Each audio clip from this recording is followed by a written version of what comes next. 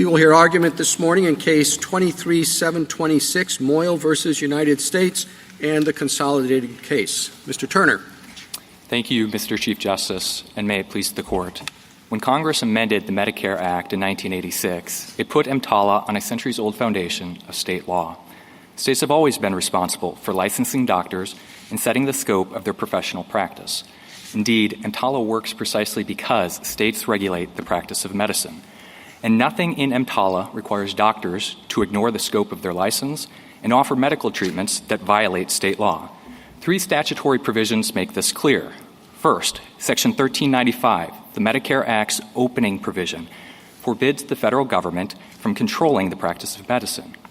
That's the role of state regulation. Second, Subdivision F in EMTALA codifies a statutory presumption against preemption of state medical regulations.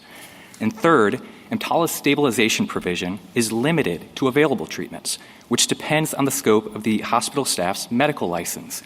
Illegal treatments are not available treatments.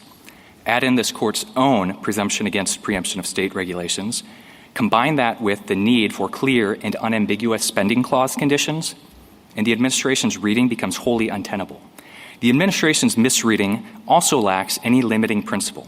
If ER doctors can perform whatever treatment they determine is appropriate, then doctors can ignore not only state abortion laws, but also state regulations on opioid use and informed consent requirements.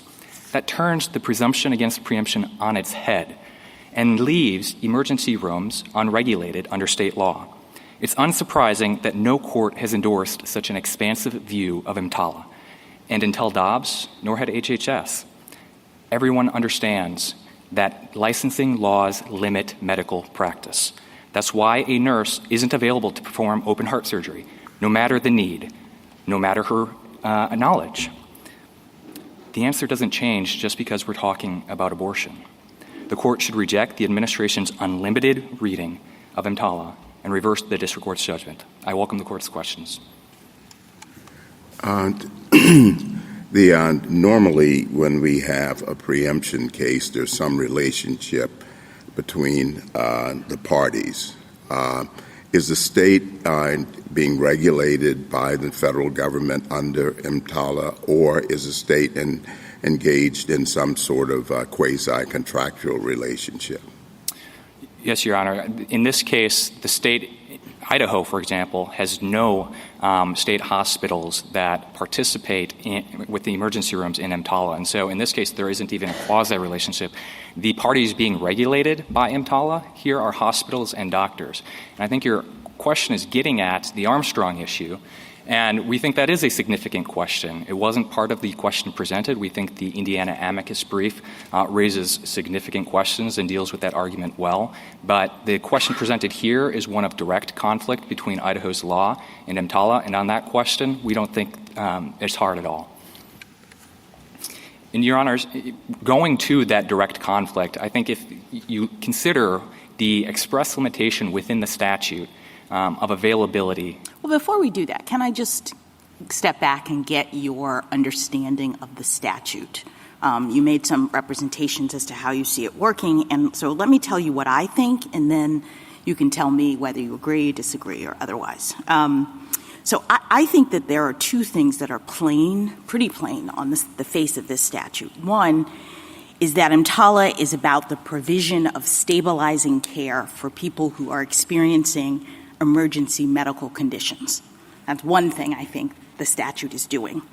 And I also think that it is operating to displace the prerogatives of hospitals or states or whomever with respect to that fairly narrow slice of the healthcare universe. This idea of emergency medical services is like one very minor part or small part of the sort of overall healthcare provision of healthcare. So what that means is that when a hospital wants to only provide stabilizing care in emergencies for people who can pay for it, for example, EMTALA says, no, I'm sorry, you have to stabilize anyone who's experiencing an emergency medical condition. Or when a hospital wants to provide stabilizing treatments to people who are experiencing only certain kinds of emergency conditions, EMTALA says, no, here's the list of conditions, and you have to provide stabilizing care for those people. Similarly, if a state says, look, it's our job to govern all of health care in our state, and we say that only certain kinds of health care can be given to people who are experiencing emergency medical conditions, we don't want whatever treatment, we want only certain kinds of treatment. EMTALA says no. We are directing that as a matter of federal law, when someone presents with an emergency condition, they have to be assessed, and the hospital must do what is in its capacity to stabilize them. Is that your understanding of the statute? Partially, Your Honor. We agree that EMTALA does impose a federal stabilization requirement, but the question here is, what is the content of that stabilization requirement? And for that, you have to reference state law. Okay, well, I think what you just said is important, because when you concede that EMTALA imposes a stabilization requirement, it is this statute, the federal government, interfering, if you will, in a state's health care choices. So EMTALA is on its face a statute that says it's not all the state's way. There are federal requirements here. There is a requirement to stabilize emergency patients. And you agree with that? Yeah, Justice Kagan, we agree that EMTALA's purpose was narrow to bridge this gap that existed in some states. Okay, so we can treat. just take off the table this idea that, just because it's a state and it's health care, that the federal government has nothing to say about it. The federal government has plenty to say about it in this statute. Now, you're right. Now there's a question of what's the content of this stabilization requirement. And as far as I understood your opening remarks, you say, well, this is left to the states. But if I'm just looking at the statute tells you what the content of the stabilization requirement is. It's to provide such medical treatment as may be necessary to assure within reasonable probability that no material deterioration of the condition is likely to occur if the person were transferred or didn't get care. So it tells you very clearly it's an objective standard. It's basically, it's a standard that clearly has reference to accepted medical practice, not just whatever one doctor happens to think. But here's the content of the standard. You have to stabilize. What does that mean? It means to provide the treatment necessary to assure within reasonable medical probability that no material deterioration occurs. Yeah. Let me respond in two ways. First, the objective standard that you set forth there and that understanding is contrary to the administration's view. They say it is a totally subjective standard, and whatever treatment a doctor determines is appropriate. I think that's not true. I mean, I think you guys can argue about this yourself, but as I understand the Solicitor General's brief, and we'll see what the Solicitor General says, but the Solicitor General says it's not up to every individual doctor. This is a standard that is objective, that incorporates accepted medical standards of care. Well, and the more fundamental point is the definition that you quoted of stabilizing care in the operative provision in B1 is also textually, explicitly qualified by that which is within the staff and facilities available at a hospital. Yes, and so That's quite right. It says within the staff and facilities available at the hospital. And if you just look at that language, I mean, it's absolutely clear that that's not a reference to what state law involves. The staff and facilities available. If you don't have staff available to provide the medical care, then I guess you can't provide the medical care. If you don't have the facilities available to provide the medical care, then you can't provide the medical care. A transfer has to take place for the good of the patient. This is a really important... The availability here, because it's the availability of staff and facilities. It's, do you have the right doctors? Do you have enough doctors? Do you have the right facilities?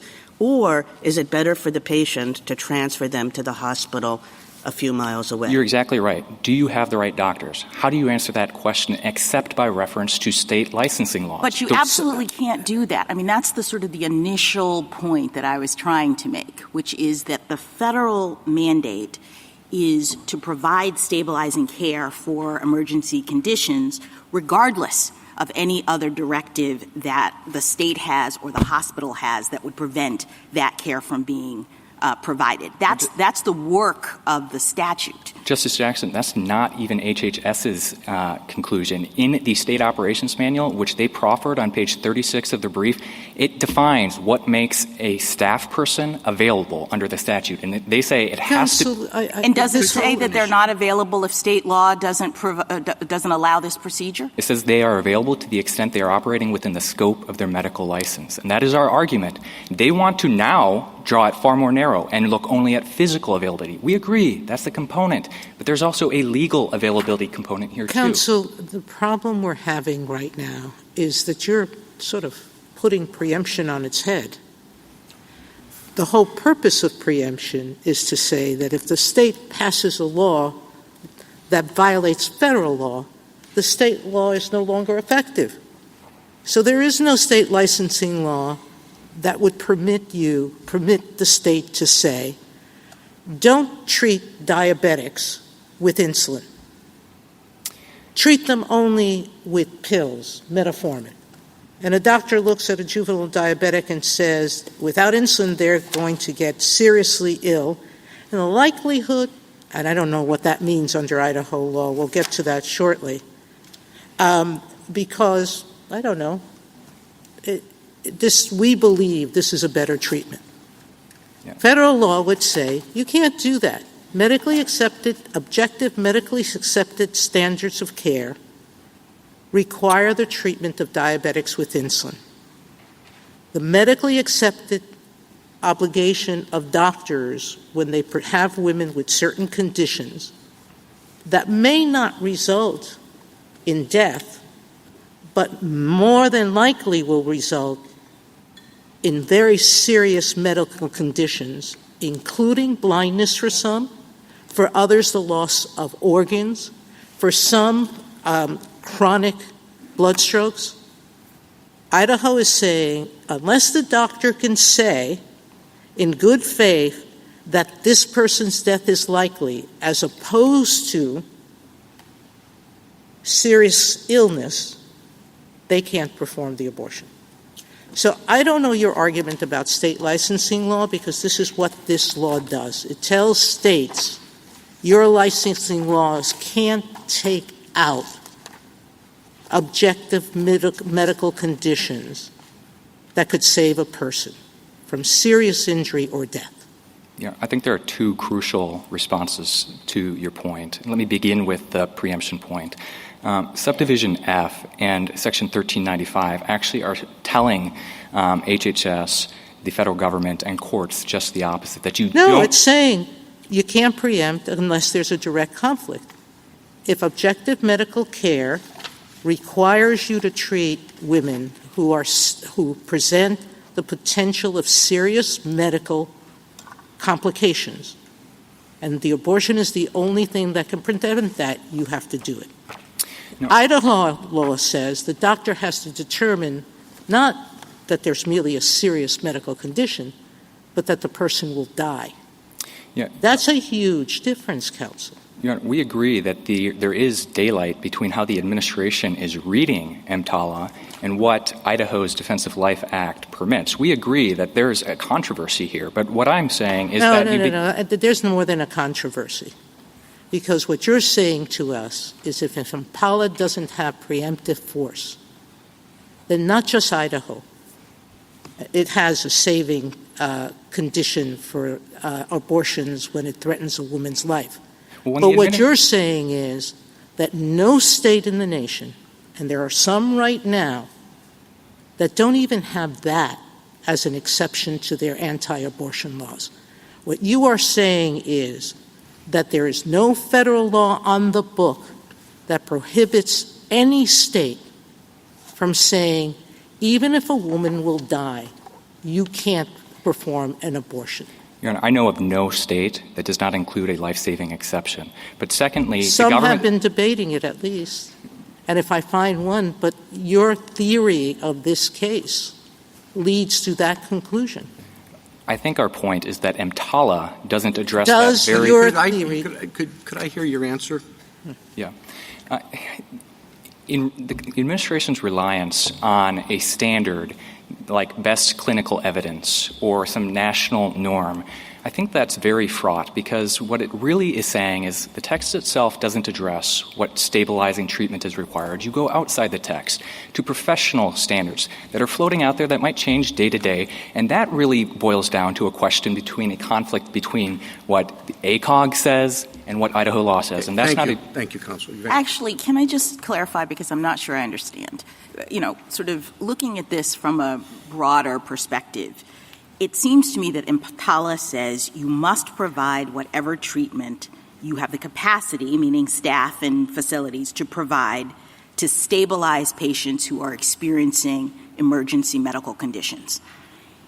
Idaho law seems to say you cannot provide that treatment unless doing so is necessary to prevent a patient's death to the extent the treatment involves abortion.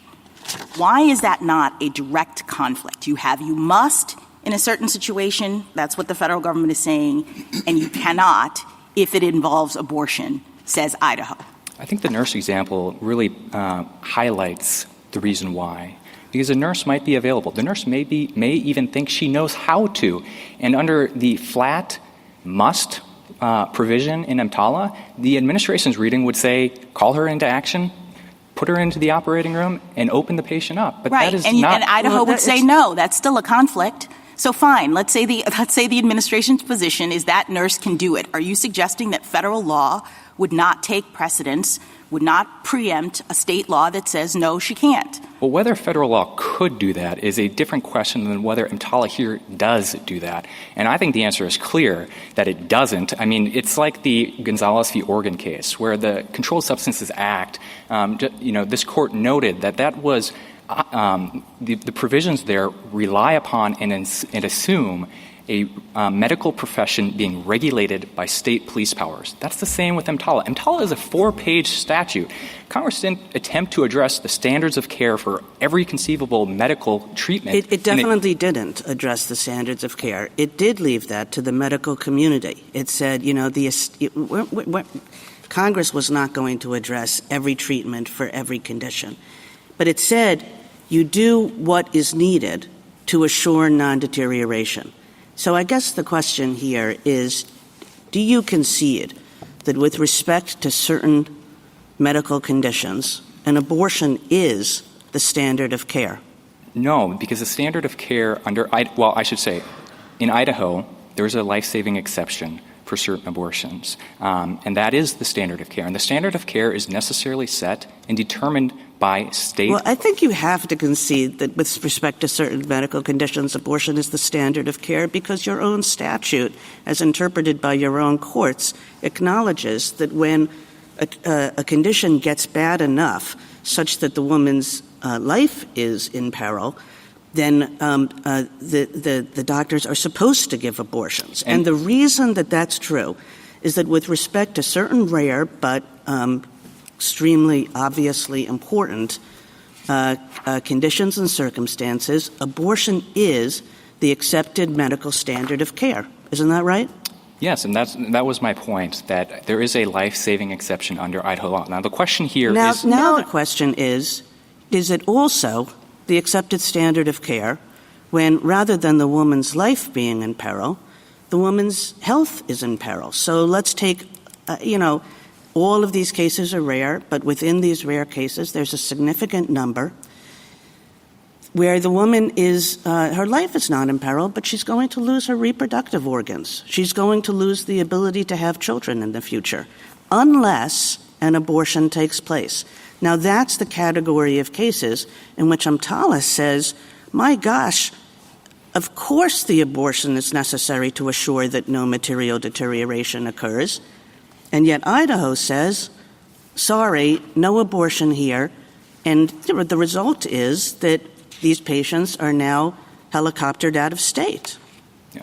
Your Honor, the hypothetical you raise is a very difficult situation. And these situations, nobody's arguing that they don't raise tough medical questions that implicate deeply theological and moral questions. And Idaho, like 22 other states, and even Congress and EMTALA, recognizes that there are two patients to consider in those circumstances. And the two-patient scenario is tough when you have these competing interests. You know, that would be a good response if federal law did not take a position on what you characterize as a tough question. But federal law does take a position on that question. It says that you don't have to wait until the person is on the verge of death. If the woman is going to lose her reproductive organs, that's enough to trigger this duty on the part of the hospital to stabilize the patient. And the way to stabilize patients in these circumstances, all doctors agree. And Idaho law does not require that doctors wait until a patient is on the verge of death. There is no imminency requirement. There is no medical certainty requirement. I'm sorry, answer the following question, and these are hypotheticals that are true. Hold on one second, and you can tell me whether Idaho's exception, and we still go back to the point that even if Idaho law fully complies with federal law, you have a pregnant woman who is early into her second trimester at 16 weeks, goes to the ER because she felt a gush of fluid leave her body. She was diagnosed with PPROM. The doctors believe that a medical intervention to terminate her pregnancy is needed to reduce the real medical possibility of experiencing sepsis and uncontrolled hemorrhage from the broken sac. This is a story of a real woman. She was discharged in Florida because the fetus still had fetal tones, and the hospital said she's not likely to die, but there are going to be serious medical complications. The doctors there refused to treat her because they couldn't say she would die. She was horrified, went home. The next day, she bled. She passed out, thankfully taken to the hospital. There, she received an abortion because she was about to die. What you are telling us, is that a case in which Idaho, the day before, would have said it's okay to have an abortion? Under Idaho's life-saving exception, a doctor could in good faith, if the doctor could in good faith medical judgment determine... No, I'm asking you. The Florida doctor said, I can't say she's going to die. Yeah. And Your Honor, my point is if your doctor says, I can't with a medical certainty say she's going to die, but I do know she's going to bleed to death if we don't have an abortion, but she's not bleeding yet, so I'm not sure. The doctor doesn't need to have medical certainty. The Idaho Counsel, Supreme Court answer yes question. or no. Cannot say that there's likely death. He can say there is likely to be a very serious medical condition, like a hysterectomy. Based on the Let me go to another one. Imagine a patient who goes to the ER with pre-prom, 14 weeks. Again, abortion is accepted. She was in and out of the hospital up to 27 weeks. This particular patient, had to deliver her baby. The baby died. She had a hysterectomy. And she can no longer have children. All right? You're telling me the doctor there couldn't have done the abortion earlier? Again, it goes back to whether a doctor can, in good faith medical judgment... That's a lot for the doctor to risk. Well, I think it's protective of doctor judgment, Your Honor. When Idaho law changed to make the issue whether she's going to die or not, or whether she's going to have a serious medical condition, there's a big daylight by your standards, correct? It is very case by case. The examples That's of prom... the problem. I'm kind of shocked, actually, because I thought your own expert had said below that these kinds of cases were covered. And you're now saying they're not? No, I'm not saying that. That's just my point, Your Honor, is that... Well, you're hedging. I mean, Justice Sotomayor is asking you, would this be covered or not? And it was my understanding that the legislature's witnesses said that these would be covered. Yeah, and those doctors said if they were exercising their medical judgment, they could, in good faith, determine that life-saving care was necessary. And that's my point, is a subjective But some standard. doctors couldn't. Some doctors might reach a contrary conclusion, I think, is what Justice Sotomayor is asking you. So if they reached the conclusion that the legislature's doctors did, would they be prosecuted under Idaho law? No. If they reached the conclusion that the Dr. Reynolds, Dr. White did, that these were life-saving... What if the prosecutor thought differently? What if the prosecutor thought, well, I don't think any good faith doctor could draw that conclusion. I'm going to put on my expert. And that, Your Honor, is the nature of prosecutorial discretion, and it may result in a case Does that Idaho put out any kind of guidance? You know, HHS puts out guidance about what's covered by the law and what's not. Does Idaho? There are regulations. DAPA has some regulations, but I think the guiding star here is the Planned Parenthood v. Wasden case, which is a lengthy, detailed treatment by the Idaho Supreme Court of this law. And the court made clear that there is no medical certainty requirement. You do not have to wait for the mother to be facing death. Counsel, Thank you, counsel. What happens if a dispute arises with respect to whether or not the doctor was within the confines of Idaho law or wasn't? Is the doctor subjected to a review by a medical authority? Exactly how is that evaluated? Because it's an obvious concern if you have an individual exception for a doctor, and we're having a debate about is that covered by your submission that nothing in Idaho law prohibits complying with EMTALA. Who makes the decision of whether or not something's within or without? So, I imagine there are two ways the law can be enforced, or at least two. The Board of Medicine has a licensing oversight over a doctor, and the Idaho Supreme Court made clear that that doctor's medical judgment is not going to be judged based on an objective standard, what a reasonable doctor would do. That's not the standard. The second way would be if what is the standard? The doctor's good faith medical judgment, which is subjective. And that's not subject to review by any medical board? If there's a complaint against the doctor that his standards don't comply, let's say he's the only doctor at the particular emergency room, and he has his own particular standard? What the Idaho Supreme Court has said is that you may consider another doctor's opinion only on the question of was it a pretextual medical judgment, not a good faith one. Thank you. Justice Thomas? Justice Alito?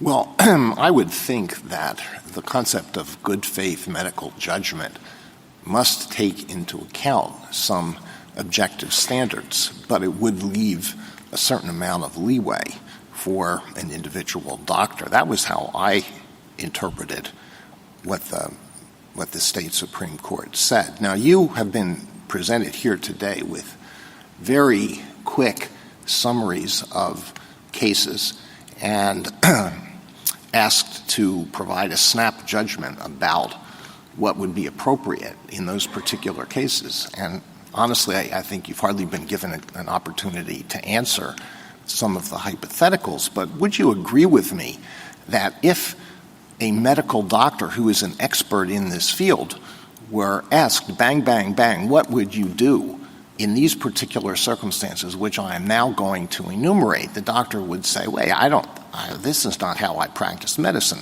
I need to know a lot more about the individual case. Would you agree with that? Absolutely. And ACOG has, in the case of prom, for example, ACOG doesn't just knee-jerk say an abortion is the standard of care. ACOG itself says that expectant management is oftentimes the appropriate standard of care. And so these are difficult questions that turn on the facts that are on the ground between the doctor as he is assessing them with his medical judgment that he's bringing to bear, but is also necessarily constrained by Idaho law. Just like every other area of the practice of medicine, state law confines doctor judgment in some ways. Thank you. Justice Sotomayor? There is a difference between stabilizing a person who presents a serious medical condition requiring stabilization than a person who presents with a condition, quoting Idaho's words, where there is poses a great risk of death to the pregnant women. You agree there's daylight between the two? We agree, and I think this is and so there will be some women who present serious medical condition that the federal law would require to be treated who will not be treated under Idaho law. No, I disagree with that. Idaho hospitals are treating these women. They're not treating these women with abortions necessarily, Your Honor. And that's an important point. Just answer the point, which is they will present with a serious medical condition that doctors in good faith can't say will present death, but will present potential loss of life. Those doctors, potential loss of an organ or serious medical complications for the woman, they can't perform those abortions. Yeah.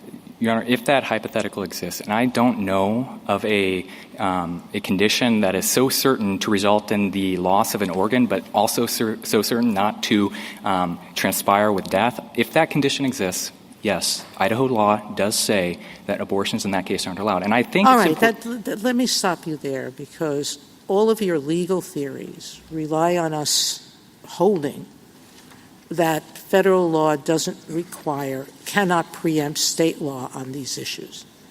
And so when I asked you the question, if a state defines likelihood of death more stringently than Idaho does, you would say there's no federal law that would prohibit them from doing that. Well, I would say that EMTALA does not contain a standard of... So there is no standard of care. In your briefing, you made the SG's position here, and you almost argue that now, that their position that federal law requires stabilizing treatment and not equal treatment of patients, which was a position you took in your brief. You seem to have backed off from it here. You seem to agree that federal law requires some stabilizing condition, whether or not you provide it to other patients. But I have countless briefs that say that that HHS has filed that pre-Dobbs, pre-2009, this is not an unprecedented position, that HHS in countless situations cited hospitals for discharging patients who required an abortion as a stabilizing treatment. Congress discussed that topic in the Affordable Care Act and explicitly said that nothing in the Affordable Care Act shall be construed to relieve any health care provider from providing emergency services as required by state or federal law. Medical providers have told us that for decades they have understood both federal law and state law to require abortions as stabilizing conditions for people presenting serious medical risk. Lower courts, there's at least cases of lower courts saying you have to provide abortion. So this is not a post-Dobbs unprecedented position by the government. It absolutely is. In footnote 2, the administration cites to two spreadsheets that contain 115,000 rows of enforcement instances. The administration has not identified a single instance. Counsel, pre-Dobbs, this wasn't much of a question, but there is HHS guidance, and there's at least 3 cases in which it was invoked. The fact that that HHS didn't have to do it much before pre-Dobbs doesn't make their position unprecedented. My point is more fundamental, Your Honor. It's not just that there are few instances. There are no instances, and not just on the issue of abortion. On any instance where HHS has come in and told a hospital, you have to provide a treatment that is contrary to state law. And this isn't just about abortion. Consider opioids. Now we're back to that. Okay. Thank you. Justice Kagan. Mr. Turner, practicing medicine is hard, but there are standards of care, aren't there? Yes, there are. And one of those standards of care with respect to abortion is that in certain tragic circumstances, as you yourself, as your own state's law acknowledges, where a woman's life is in peril, an abortion is the appropriate standard of care. Isn't that right? That's right. And EMTALA goes further. It says that the appropriate standard of care can't only be about protecting a woman's life. It also has to be about protecting a woman's health. That's what EMTALA says, doesn't it? No, it doesn't. It defines emergency medical condition with a broader set of triggering conditions, but the key question here is what is the stabilization requirement, and that is qualified by the availability term. The stabilization requirement is written in terms of making sure that a transfer would not result in a material deterioration as to the emergency condition. Nothing about has to be at death's door, right? I think that's right, yeah.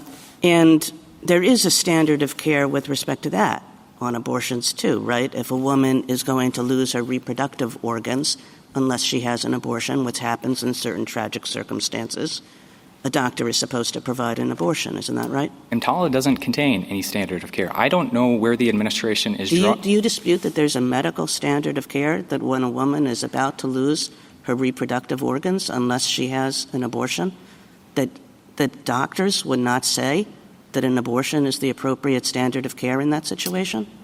Your Honor, what I dispute is that there is a national uniform standard of care that requires a top-down approach in all states. Idaho has set its own standard of care, and it has drawn the line on a difficult question. And it's inconceivable to me to think that Congress attempted to answer this very fraught, complicated question in 4 pages of the U.S. Code. It did not. Congress said, as to any condition in the world, if an emergency patient comes in, you're supposed to provide the emergency care that will ensure that that patient does not see a material deterioration in their health. And always That's what Congress said. And the abortion exceptionalism here is on the part of the state, saying we're going to accept that with respect to every other condition, but not with respect to abortion. Abortion isn't where exceptional. We will not comply with the standard of care that doctors have accepted. Your Honor, abortion isn't exceptional. There are numerous cases where states intervene and say the standard of care in this circumstance for this condition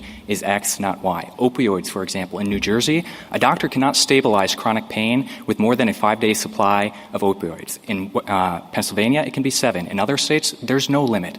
Their reading of EMTALA requires that those limitations get wiped out and you impose a national standard. There are numerous other instances where states are coming in and saying, in our state, the practice of medicine must conform to this standard. And Idaho has done that with abortion. It's done it with opioids. It's done it with marijuana use. There are countless examples, Your Honor. And your theory, although the Supreme Court has narrowed the reach of your statute, your theory would apply even if it hadn't. I mean, it would apply to ectopic pregnancies. It would apply even if there were not a death exception. I mean, all of your theory would apply no matter what, really, Idaho did, wouldn't it? I think the answer is EMTALA doesn't speak to that, but there are other background principles and limitations like rational basis review, Justice Rehnquist, the Chief Justice But your theory of EMTALA is that EMTALA preempts none of it, that a state tomorrow could say even if death is around the corner. A state tomorrow could say even if there's an ectopic pregnancy, that still that's a choice of the state, and EMTALA has nothing to say about it. And that understanding is a humble one with respect to the federalism role of states as the primary care providers for their citizens, not the federal government. It may be too humble for women's health, you know? Okay, thank you. Justice Gorsuch? I just wanted to understand some of your responses or efforts to respond to some of the questions that we've heard today. As I read your briefs, you thought Idaho thinks that in cases of molar and ectopic pregnancies, for example, that an abortion is acceptable. Correct, Your Honor. And the example of someone who isn't immediately going to die but may at some point in the future, that would be acceptable. It goes back to the good faith medical standard, but yes, if the doctor cannot determine in good faith that death is going to afflict that woman, then no. So it doesn't matter whether it happens tomorrow or next week or a month from now. There is no imminency requirement. This whole notion of delayed care is just not consistent with the Idaho Supreme Court's reading of the statute and what the statute says. And the good faith, as I read the Idaho Supreme Court opinion, that controls. That's the end of it. Absolutely it is. All right. And then what do we do with the EMTALA's definition of individual to include both the woman and, as the statute says, the unborn child? Yeah, we're not saying, Your Honor, that EMTALA prohibits abortions. So, for example, in California, stabilizing treatment may involve abortions consistent with what that state law allows its doctors to perform. But I think our point with the Unborn Child Amendment in 1989 is that it would be a very strange thing for Congress to expressly amend EMTALA to require care for unborn children. And it's not just when the mother is experiencing active labor. The definition of emergency medical condition requires care when the child itself has an emergency medical condition, regardless of what's going on with the mother. And so it would be a strange thing for Congress to have regard for the unborn child and yet also be mandating termination of unborn children.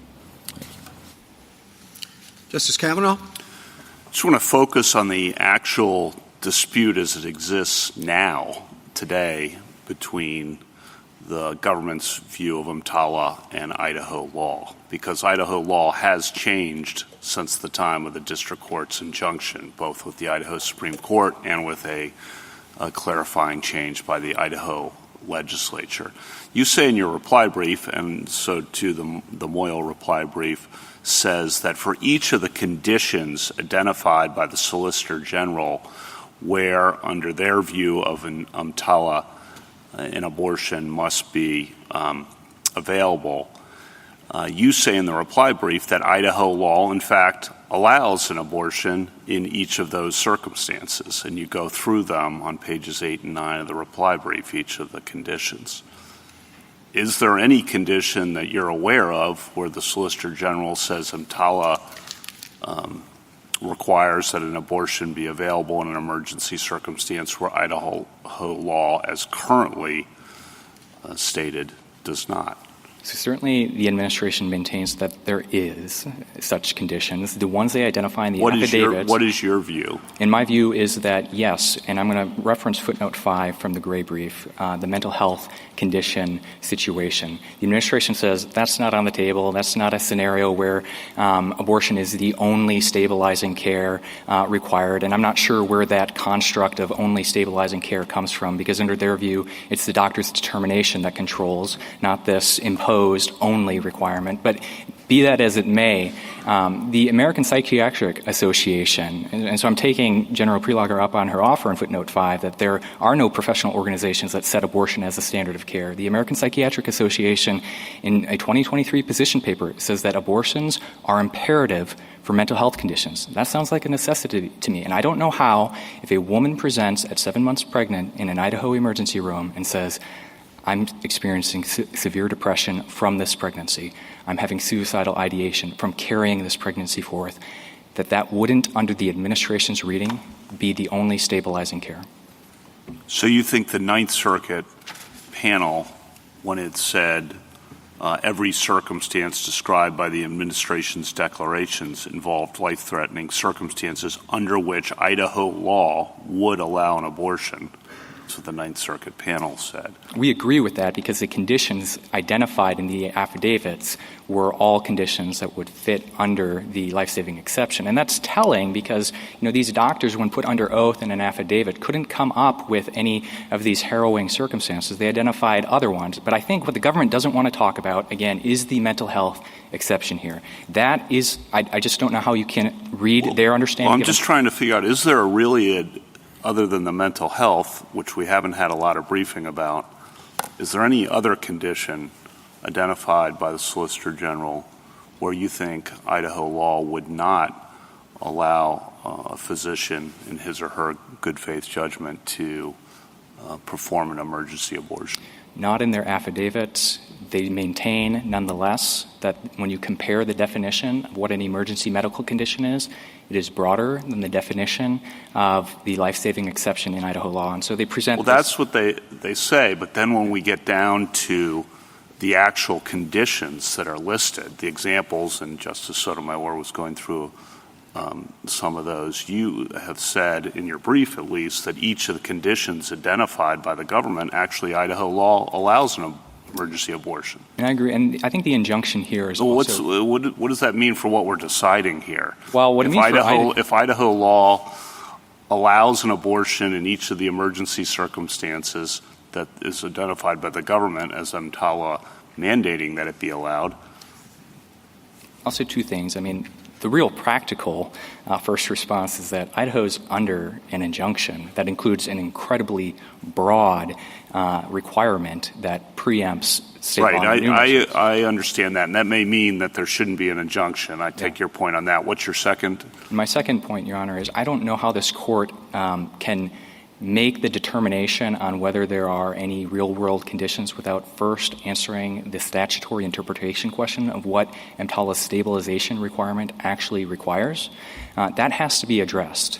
It has to be addressed not only because that's Well, I was just picking up on your reply brief. You're the one who said it in your reply brief that there's actually no real daylight here in terms of the conditions. So I'm just picking up on what you all said. I understand, Your Honor. Thank you. Justice Barrett? I guess I don't really understand why we have to address the stabilizing condition if what you say is that nobody has been able to identify a conflict. And on the mental health thing, the SG says, I just picked it up to check footnote 5, Idaho badly errs in asserting that construing EMTALA according to its terms would turn emergency rooms into federal abortion enclaves by allowing pregnancy termination for mental health concerns. So if that's the only space that you can identify where Idaho would preclude an abortion and EMTALA would require one, and the government is saying, no, that's not so, what's the conflict? Well, of course we think we win whether you find no factual conflict and therefore the injunction has to go away. Why are you here? The government says if you say, well, hold on a second, you're here because there's an injunction precluding you from enforcing your law. And if your law can fully operate because EMTALA doesn't curb Idaho's authority to enforce its law. Well, it can't under the injunction because the injunction says that Idaho's law is preempted in an incredibly broad range of circumstances to avoid. As it conflicts with EMTALA, I thought. It is much broader than that. This was based on the proffered injunction by the administration to avoid an emergency medical condition, not in the face of an emergency medical condition. So what that means is Idaho's law can't even operate when a doctor determines that a condition might need to be avoided that hasn't yet presented itself. That's far broader than the emergency medical condition and stabilization requirement under EMTALA because the stabilization requirement under EMTALA is only triggered when there has been a determination. Okay, I would like to hear the Solicitor General's response to that, but let me just ask you one other thing about the mental health consideration, because I can understand Idaho's point that a mental health exception would be far broader than Idaho law and have the potential to expand the availability of abortion far beyond what Idaho law permits. But the stabilization requirement only exists up until transfer, right? Until transfer is possible. So it's hard for me to see how with a mental health condition that couldn't be stabilized before needing to transfer, right? At that point, the Idaho hospital could say, well, you're stable. You're not immediately going to be suicidal. We'll leave you in the care of, a parent or partner who will then seek appropriate treatment. Well, that flexible view of stabilization is very different than the government's very rigid view of stabilization, which is if an emergency medical condition calls for an abortion, it's got to be provided right there and then if it's available in this very limited sense. And so the stabilization continuum that you're talking about, I agree, that's built into EMTALA. The statute says until transfer is possible.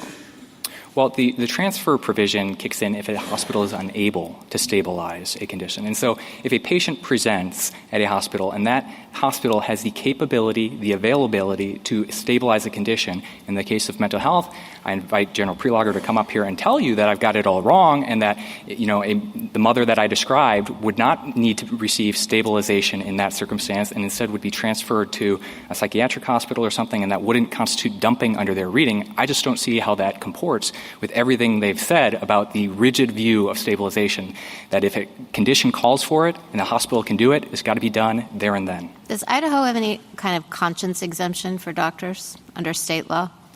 It does, and there are federal conscience protections as well, and I think that is a key point here, Your Honor. The administration told this court in the FDA case that individual doctors are never required to perform an abortion, from what I could tell, but that doesn't extend to hospitals. And so in the case of Catholic hospitals, and there are hundreds of them treating millions of patients every year, under the administration's reading, Catholic hospitals who faithfully adhere to the ethical and religious directives are now required to perform abortion. Is that because no federal conscience exemption applies? I don't know why they say that's the line that they draw between individual doctors and religious institutions, because Code Snow, on its face, seems to cover both. Okay, thank you. Justice Jackson? really surprised to hear you say that Idaho law permits everything that the federal law requires. So I'm trying to understand that, because it seems to me that if that's the case, then why couldn't emergency room physicians in Idaho just ignore Idaho law and follow the federal standard? I mean, if the state is doing exactly what the federal law says is required, if it's okay by Idaho, then fine.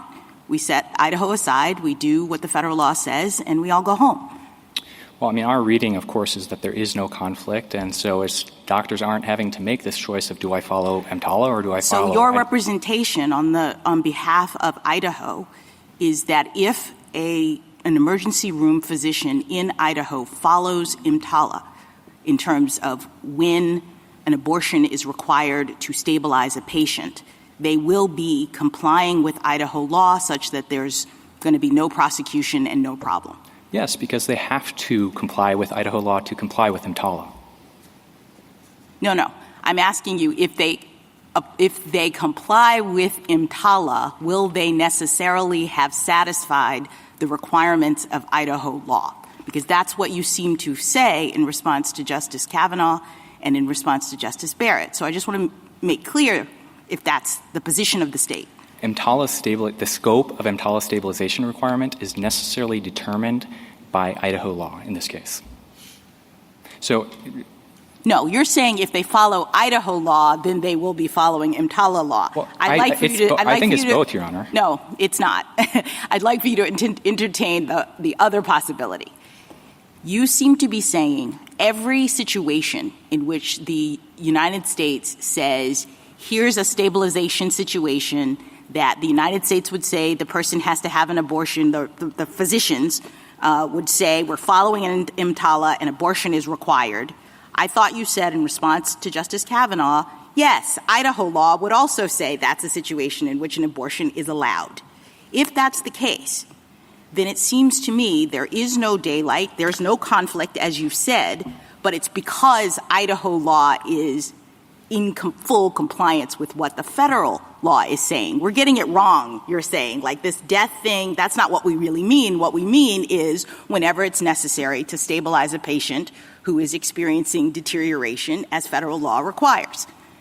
No, I think I understand the point that you're making. And the best way that I can think of it, Your Honor, is that EMTALA's stabilization requirement requires medical judgment to determine what is the appropriate stabilizing treatment, right? And how does a doctor exercise medical judgment? Well, his training, his experience, perhaps reference to professional standards of care that are national, but necessarily state law standards as well. How about that's not just something you're sort of coming up with. I mean, as Justice Kagan said at the beginning, EMTALA tells the doctor how he's supposed to decide it in this particular circumstance, with reference to the medical standards of care concerning when a patient is deteriorating in an emergency condition situation.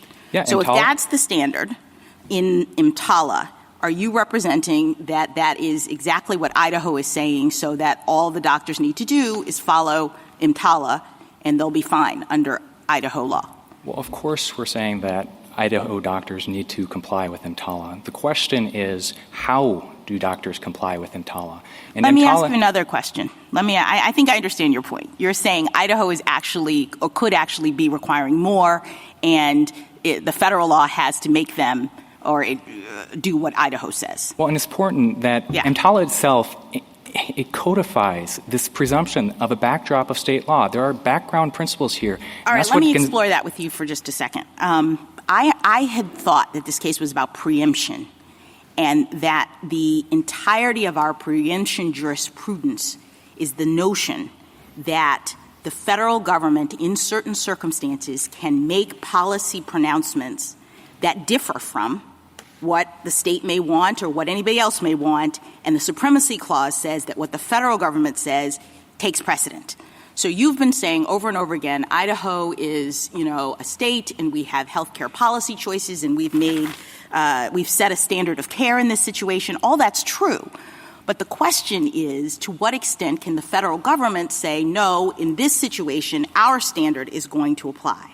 That's what the government is saying, and I don't understand how consistent with our preemption jurisprudence you can be saying otherwise. Yeah, and if I could put a finer point on it, I don't think the question is necessarily what can Congress do, but what did Congress do here with EMTALA? All right, so what did it do here?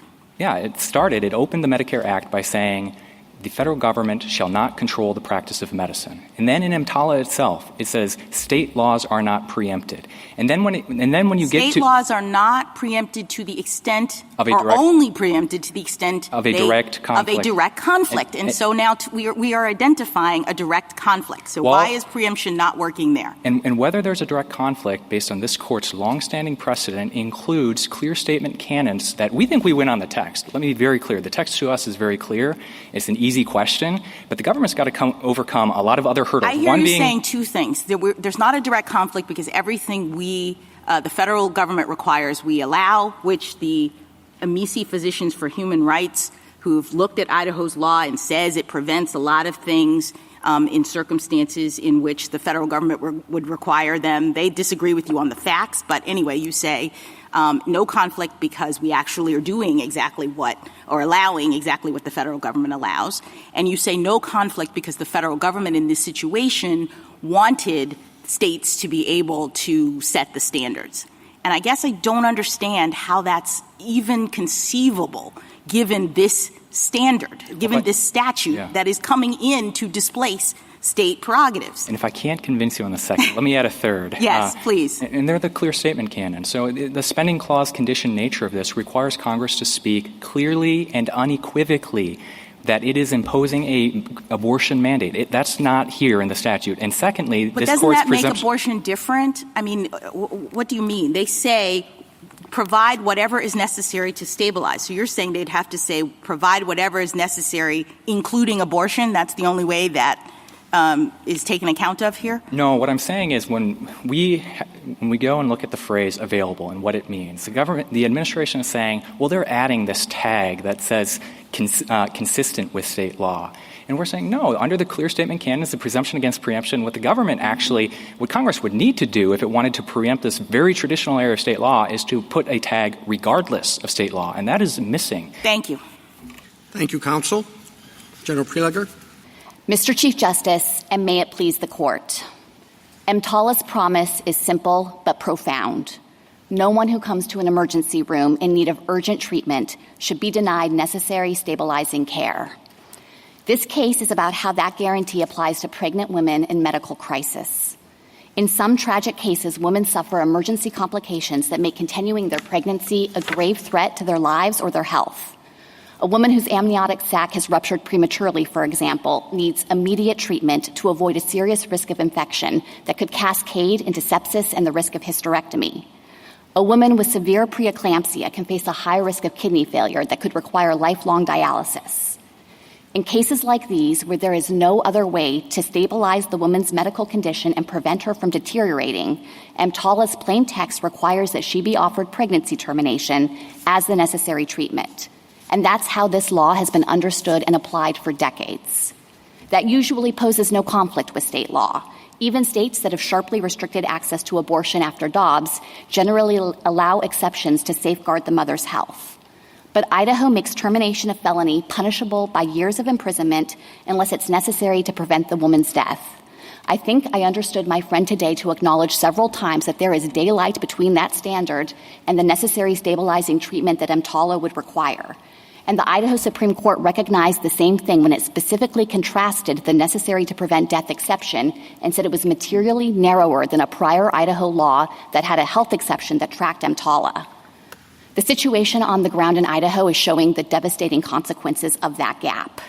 Today, doctors in Idaho and the women in Idaho are in an impossible position. If a woman comes to an emergency room facing a grave threat to her health, but she isn't yet facing death, doctors either have to delay treatment and allow her condition to materially deteriorate, or they're airlifting her out of the state so she can get the emergency care that she needs. One hospital system in Idaho says that right now it's having to transfer pregnant women in medical crisis out of the state about once every other week. That's untenable, and EMTALA does not countenance it. None of petitioners' interpretations fit with the text, and so they have tried to make this case be about the broader debate for access to abortion in cases of unwanted pregnancy. But that's not what this case is about at all. Idaho's ban on abortion is enforceable in virtually all of its applications. But in the narrow circumstances involving grave medical emergencies, Idaho cannot criminalize the essential care that EMTALA requires. I welcome the court's questions. General, are you aware of any other spending clause legislation that preempts criminal law? With respect to criminal law in particular, Justice Thomas, I'm not immediately thinking of relevant cases. We have a whole string side of cases in our brief at page 46 that reflect times where the court has recognized the preemptive force of spending clause legislation, including in situations where the funding restrictions apply to private parties. So that could include the Coventry Health case, for example. Lee Deadwood is another example of this. But I'm not immediately recalling how that would apply in criminal law. Of course, this court hasn't drawn those kinds of distinctions in recognizing the force of the supremacy clause. Now, normally when we have a preemption case, it's a regulated party who is involved in a suit, and they use it as an affirmative defense, for example, in Wyeth or something. In this case, you are bringing an action against the state, and the state's not regulated. Are there other examples of these types of suits? Sure. I mean, there are numerous examples where the United States has sought to protect its sovereign interests in situations where a state has done what Idaho has done here and interposed a law that conflicts. So I'd point to Arizona versus United States as an example of that, United States versus Washington. There are a number of cases where this court has recognized that the federal government can protect its interests in this kind of preemption action. And as I'd mentioned before, the court has a long line of cases recognizing that preemption principle applies in the context of federal funding restrictions that apply to private parties, too. But even when the party that you're bringing the action against is not a regulated party? That's correct, because what Idaho has done here is directly interfered with the ability of the regulated parties who have taken these funds, federal funds with conditions attached, from being able to comply with the federal law that governs their behavior. Now, this was an essential part of the bargain that the federal government struck with hospitals in substantially investing in their hospital systems. And what the state has done is said, you, through our operation of state law, are no longer permitted to comply with this fundamental stabilization requirement in EMTALA in this narrow category of cases. Well, normally, wouldn't it be the regulated party that would actually be asserting the preemption that you're talking about? Certainly, I can imagine situations, for example, where a regulated party would assert a preemption defense and to say that state law itself is preempted to the extent that it prevents that party from being able to comply with federal law. But I'm not aware of any principle or precedent in this court's case law to suggest that that's the only way for the government to protect its sovereign interests. That is the normal way, though. I think that that's often the fact pattern of particular cases. I don't understand how your argument about preemption here squares with the theory of spending clause, of Congress's spending clause power. The theory is Congress can tell a state or any other entity or person, look, here's some money or other thing of value, and if you want to accept it, fine, then you have to accept certain conditions. But how does the Congress's ability to do that authorize it to impose duties on another party that has not agreed to accept this money? There are no duties being imposed on Idaho here. It's not required to provide emergency stabilizing treatment itself. The duties are well, all applied right, to the hospital. Not duties. How can you impose restrictions on what Idaho can criminalize simply because hospitals in Idaho have chosen to participate in Medicare? I don't understand how this squares with the whole theory of the spending clause. Well, I think that it squares with this court's long line of precedents cited at page 46 well, of our brief, I've, the court I've has looked recognized I've looked that at those cases. I haven't found any square discussion of this particular issue. But I'm interested in the theory. Can you just explain how it works in theory? Sure. So spending clause legislation is federal law. It's passed by both houses of Congress. It's signed by the president. It qualifies as law within the meaning of the supremacy clause. Absolutely. Absolutely. And so I think the supremacy clause dictates the relevant principle here, No, that in a situation where... I'll let you finish. Yes, go ahead. In a situation where Congress has enacted law, it has full force and effect under the Supremacy Clause, and what a state can't do is interpose its own law as a direct obstacle to being able to fulfill the federal funding conditions. And this theory, Justice Alito, would mean no conditions under Medicare are enforceable. No, they're absolutely enforceable against the hospital that chooses to participate.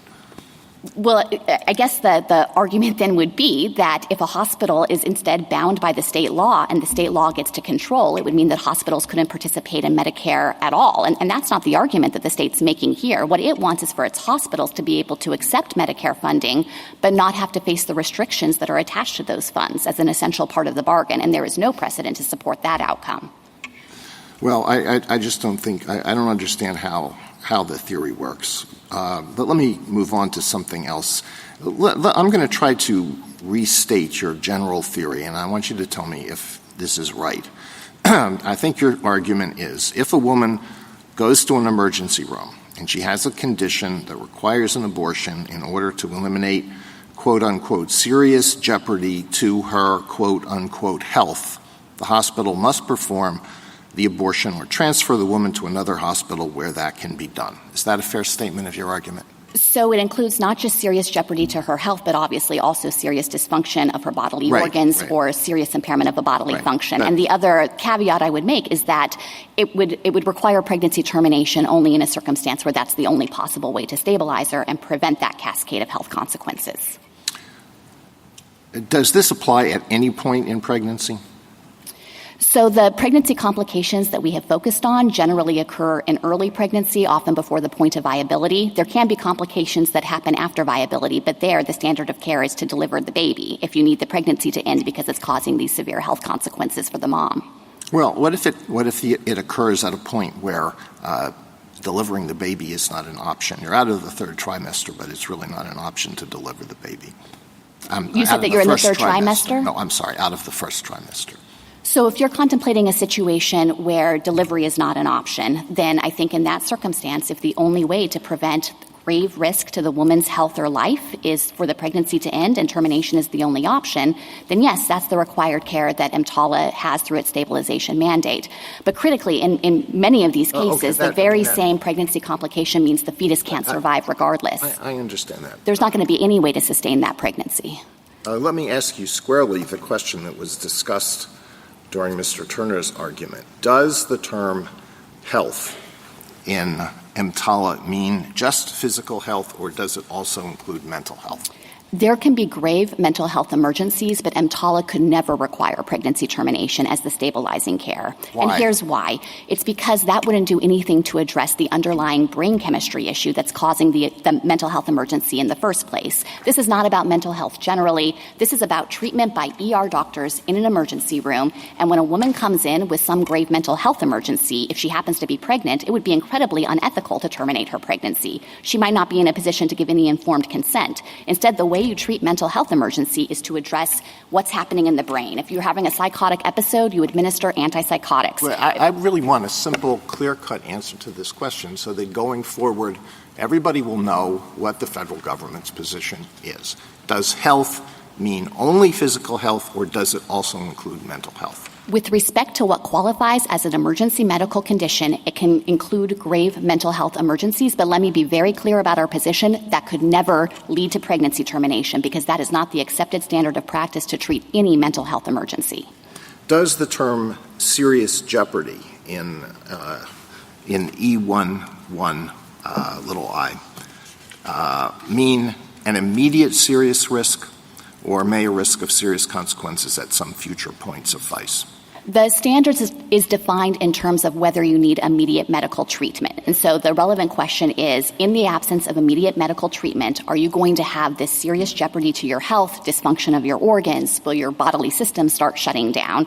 So it is pegged to the urgency of acute care in an emergency room. So it has to be immediate. The relevant standard under the statute is phrased in terms of whether these consequences will occur without immediate treatment. Yes, so it's focused on the interaction between having some kind of urgent health crisis that takes you to an emergency room in the first place, and then how proximate these consequences are likely to be. Well, there are two different things there. Whether the woman is in immediate jeopardy, or whether the woman needs immediate care in order to eliminate jeopardy at a later point. So I understand your answer to be that the woman need not be in immediate jeopardy, but if she doesn't get care right away, jeopardy at some future point may suffice. So the statutory standard itself is focused on immediate health risks. It's looking at the possibility that if the woman doesn't get treatment then and there, what will happen, what will reasonably be expected to occur is that her organs could start shutting down, or she might lose her fertility or have other serious health consequences. It is focused on this temporal link between the immediate need for treatment, which is, I think, reflective of the fact that Congress was narrowly focused on this emergency acute medical situation. Do the terms impairment to bodily functions or serious dysfunction of any bodily organ or part refer only to permanent impairment or dysfunction? Does it also refer to temporary impairment or dysfunction? I think it can also refer to temporary impairment, but I'm not sure that it's easy to parse the two. For example, a lot of times a pregnant woman in distress, she might start suffering liver damage or kidney malfunction, and you don't know ex ante whether that's going to be permanent or not. The instruction that Congress gave in EMTALA is you need to stabilize to guard against those very serious health risks. General, I'd like to just understand kind of the scope of your argument here on the Supremacy Clause and how it operates in your mind, putting aside this case.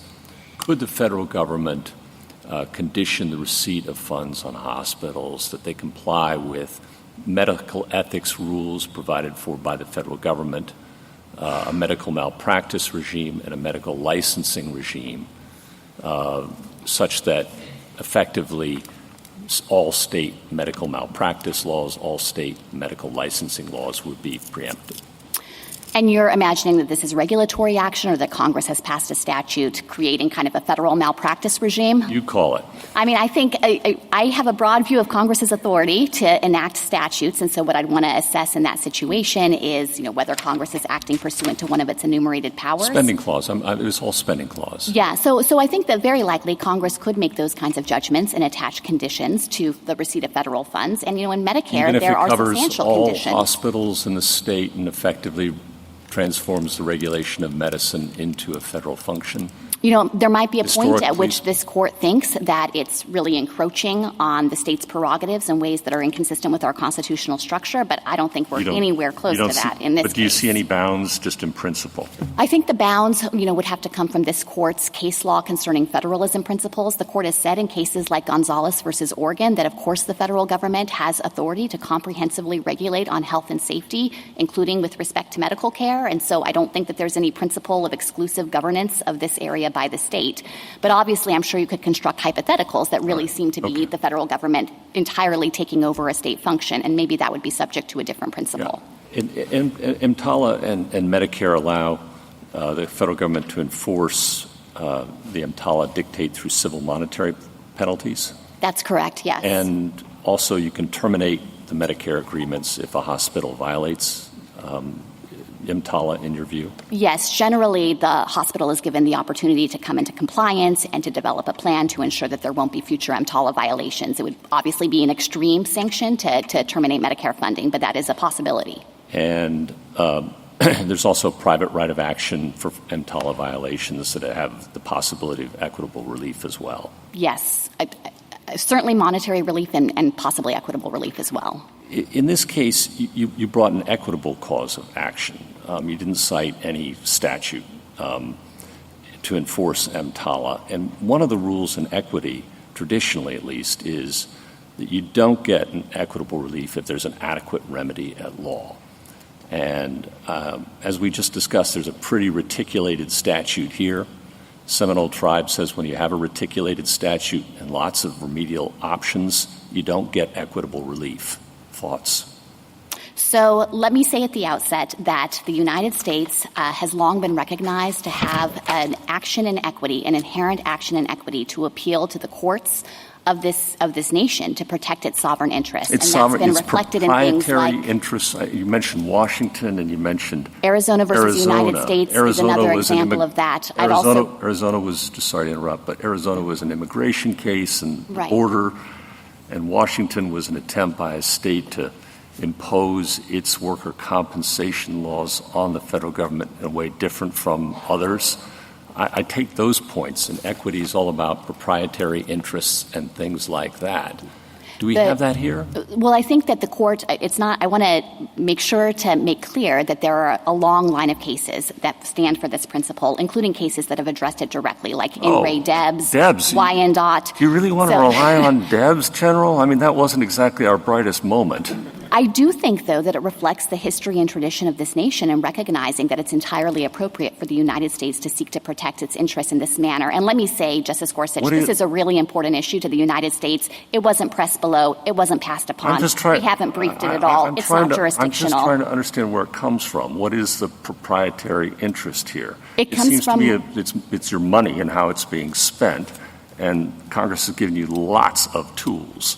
I think it also comes from the recognition under obstacle preemption principles that there are important functions to be served by having the Medicare program in place, and Idaho has directly interfered with the ability of hospitals to accept these federal funds when they stand willing and able to comply with EMTALA's mandates and fulfill Congress's desire here to make sure that no matter where you are in this country, if you have an urgent medical need and you go to an ER, you can be stabilized. Thank you. General, Counsel, your friend on the other side said that your position would require religiously affiliated hospitals with emergency rooms to perform abortions.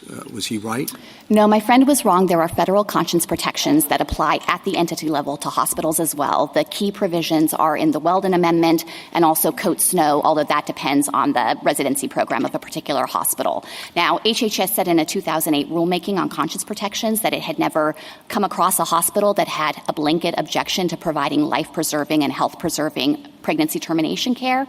But if a hospital had that kind of objection, and HHS recently informed me they still have not come across that hospital, that would be honored vis-a-vis HHS's enforcement ability. You said that applies at the entity level. Can individual doctors in the emergency room, do they have a conscience exemption? Oh, yes. They're protected under the Church Amendments principally. And our position is that EMTALA does not override either set of conscience protections. So if an individual doctor has a conscience objection to providing pregnancy termination, EMTALA itself imposes obligations at the entity level, and the hospital should have plans in place to honor the individual doctor's conscience objection while ensuring appropriate staffing for emergency care.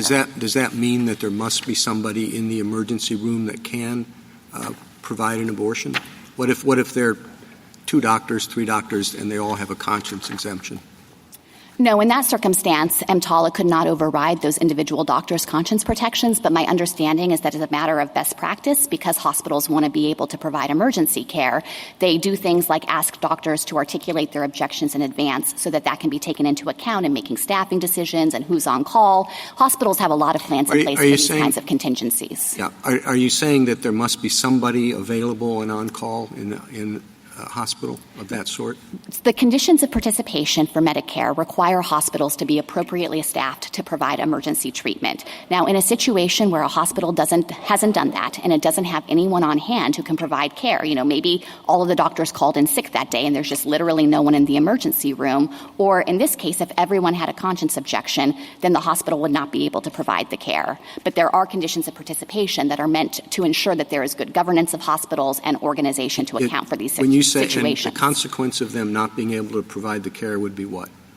In that circumstance, I think they would likely be out of compliance with the conditions of participation that require them to be appropriately staffed.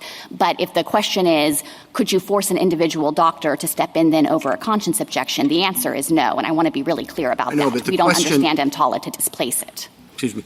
The question is whether or not they must have available someone who can comply the procedures required by EMTALA.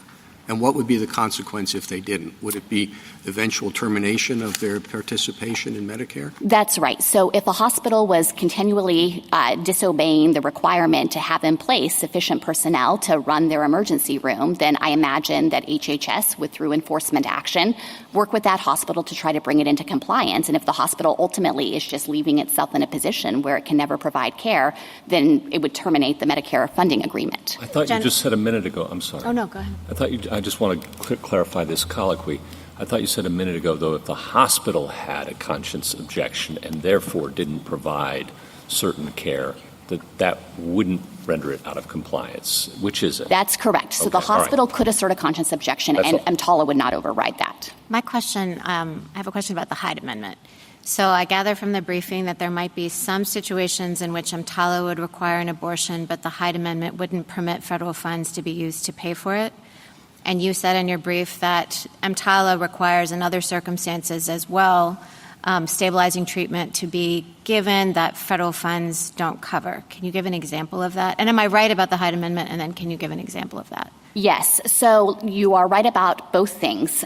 It is common under EMTALA that hospitals are going to have to provide care where there's not federal funding available. And I'll give you an example of a Medicare patient who goes in and his emergency medical condition means he needs a particular drug that's not covered by Medicare benefits. Still, the hospital has to provide him with stabilizing treatment and give him that medication, even though the federal funding isn't going to pay for it.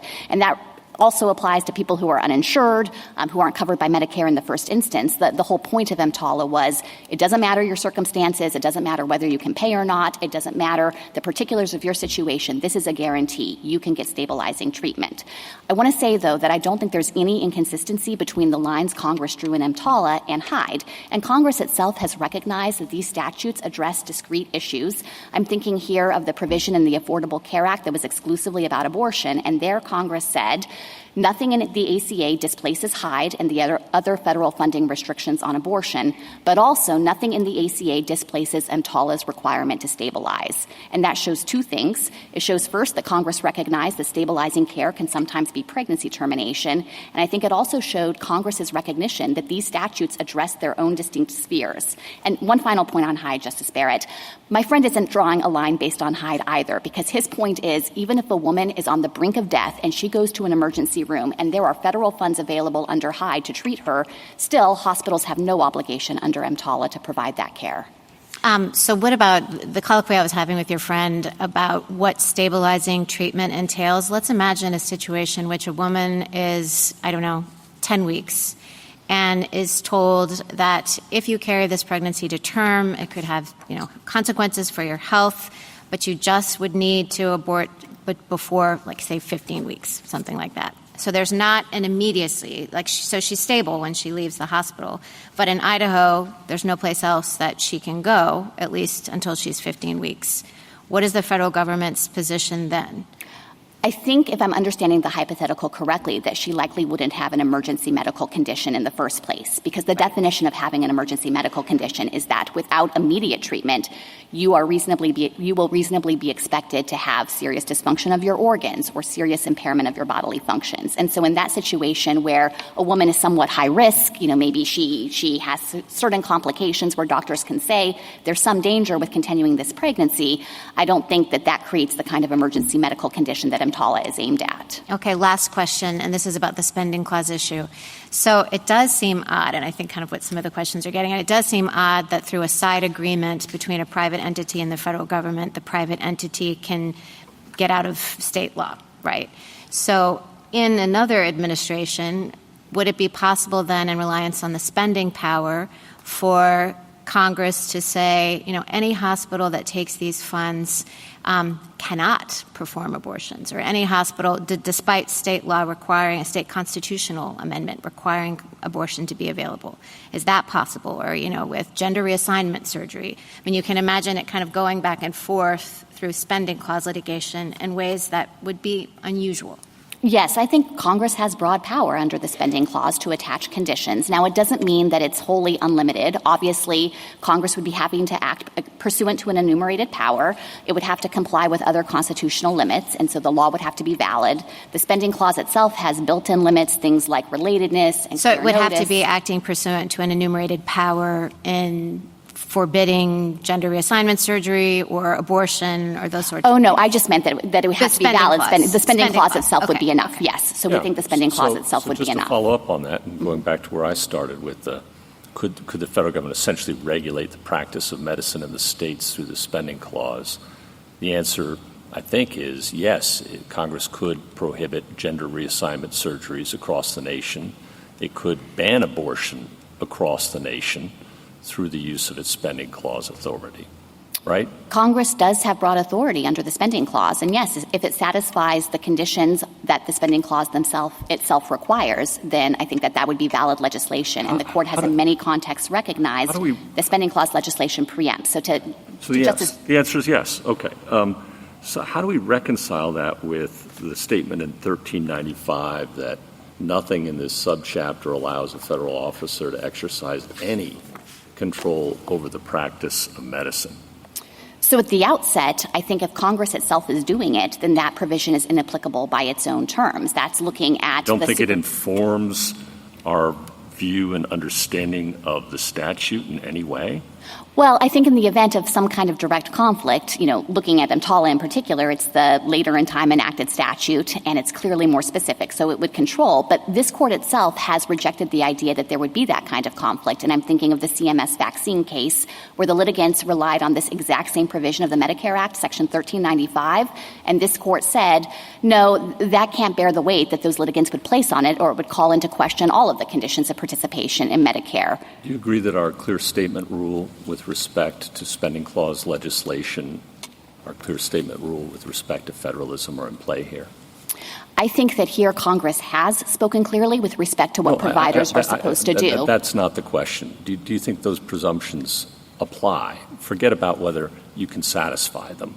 The requirement of clear notice under spending clause legislation, yes, I think that does apply, and providers have always understood their obligations under EMTALA. Okay. General, let me ask you to respond to a couple of things Petitioner's Counsel said and just give you the opportunity to respond. He suggested or said that you haven't identified a circumstance in which something that EMTALA requires Idaho wouldn't allow. And I didn't get a chance to ask him, but I took him to sort of mean that the way that Idaho statute operates, it basically allows for a doctor to say, well, in my view, this health-threatening circumstance could eventually lead to death, and so I'm going to do it. So to the extent that doctors are still able to do that, I guess he's saying there's no preemption. But is it true that there really isn't in operation a difference between the EMTALA and what Idaho has required here? No, that is gravely mistaken on three levels. It's inconsistent with the actual text of the Idaho law, it's inconsistent with medical reality, and it's inconsistent with what's happening on the ground. And this is a really important point, so let me try to unpack this. On the text itself, Idaho's law only allows termination if it's necessary to prevent death, and that is textually very narrow compared to what EMTALA requires, with the category of harm to begin with. In Idaho, doctors have to shut their eyes to everything except death. Whereas under EMTALA, you're supposed to be thinking about things like, is she about to lose her fertility? Is her uterus going to become incredibly scarred because of the bleeding? Is she about to undergo the possibility of kidney failure? So I think that is one critical distinction. The other critical textual distinction is the idea of necessity. Under Idaho law, you have to conclude that death will necessarily result, which is also materially different, and the Idaho Supreme Court specifically recognized it. Second, with respect to the actual medical reality here, there are numerous conditions that we are worried about where a doctor's immediate concern is not death. That's a far more remote possibility. They're thinking about the health circumstances that EMTALA guards against. And let me give you two examples. The first is PPROM, premature rupture of the membranes. We have declarations at 594 that explain this in detail, and also at JA 615 to 617. What the doctors explained there, this is Dr. Fleischer and Dr. Cooper, is a woman comes in with PPROM, her sac is ruptured, there's no chance the fetus is going to be able to survive, but at that point she doesn't have active signs of infection. And so until she deteriorates, you can't think she's close to death. What you're worried about is she will become infected, she might develop sepsis, she might have these dramatic consequences for her future, but it's not about death. So I think that is one example where you can't do it. And then finally, just the actual practice on the ground.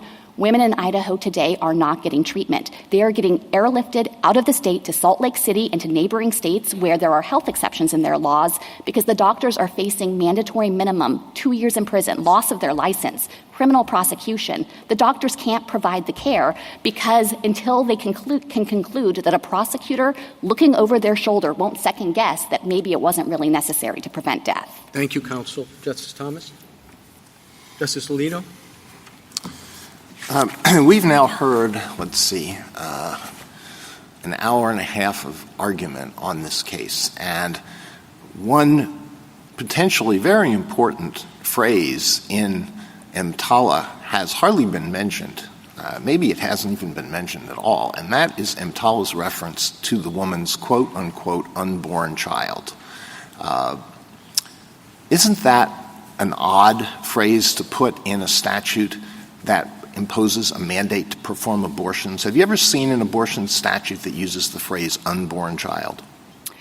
It's not an odd phrase when you look at what Congress was doing in 1989. There were well-publicized cases where women were experiencing conditions, their own health and life were not in danger, but the fetus was in grave distress and hospitals weren't treating them. Well, so what Congress did is that have you seen abortion statutes that use the phrase unborn child?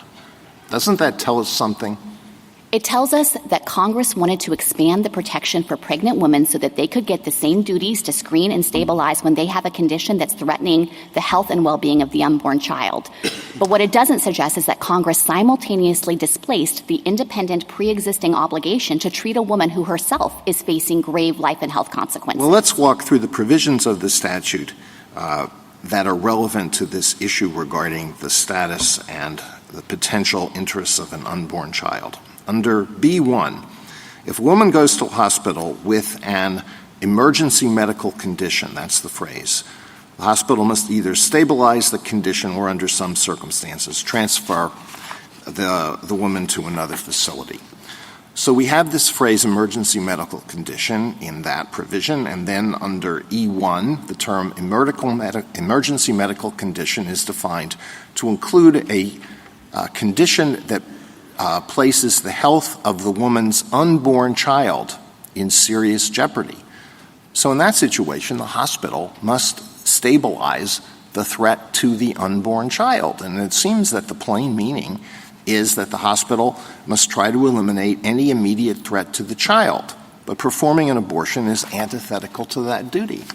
But in a circumstance... You go so far as to say that the statute is clear in your favor. I don't know how you can say that in light of those provisions that I've just read to you. The statute did nothing to displace the woman herself as an individual with an emergency medical condition when her life is in danger, when her health is in danger. That stabilization obligation equally runs to her and makes clear that the hospital has to give her necessary stabilizing treatment. And in many of the cases you're thinking about, there is no possible way to stabilize the unborn child because the fetus is sufficiently before viability that it's inevitable that the pregnancy is going to be lost. But Idaho would deny women treatment in that circumstance, even though it's senseless. Doesn't what I've read to you show that the statute imposes on the hospital a duty to the woman, certainly, and also a duty to the child? And it doesn't tell the hospital how it is to adjudicate conflicts between those interests, and it leaves that to state law. Now, most of your argument today has been dedicated to the proposition that the Idaho law is a bad law, and that may well be the case. But what you're asking us to do is to construe this statute that was enacted back during the Reagan administration and signed by President Reagan to mean that there's an obligation under certain circumstances to perform an abortion, even if doing that is a violation of state law.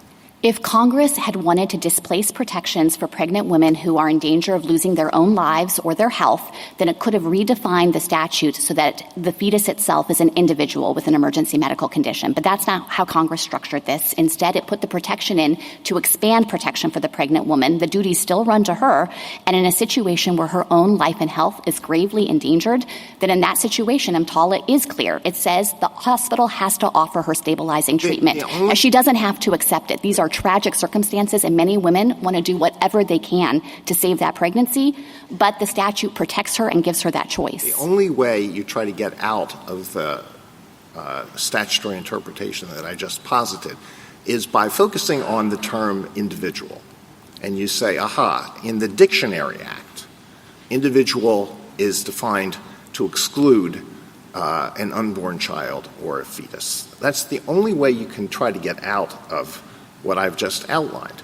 And isn't it true that under the Dictionary Act definitions apply only if they are not inconsistent with the statutory text? And when you have a text that certainly you wouldn't dispute the fact that the hospital has a duty to the unborn child where the woman wants to have the pregnancy go to term, It indisputably protects the interests of the unborn child. So it's inconsistent with the definition in the Dictionary Act. No, not at all. The duty runs to the individual with the emergency medical condition. The statute makes clear that's the pregnant woman. And of course, Congress wanted to be able to protect her in situations where she's suffering some kind of emergency and her own health isn't at risk, but the fetus might die.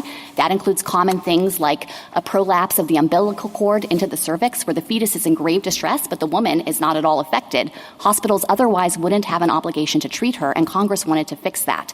But to suggest that in doing so, Congress suggested that the woman herself isn't an individual, that she doesn't deserve stabilization, I think that is an erroneous reading of this statute. Nobody's suggesting that the woman is not an individual when she doesn't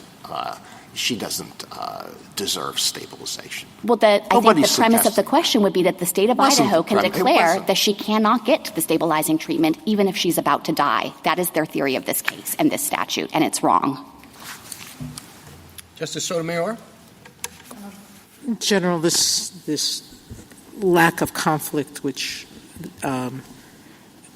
your opposing colleague says doesn't exist. You mentioned a situation where it does. Why don't you succinctly state what they admit there's daylight? Tell us exactly how you define where the daylight exists.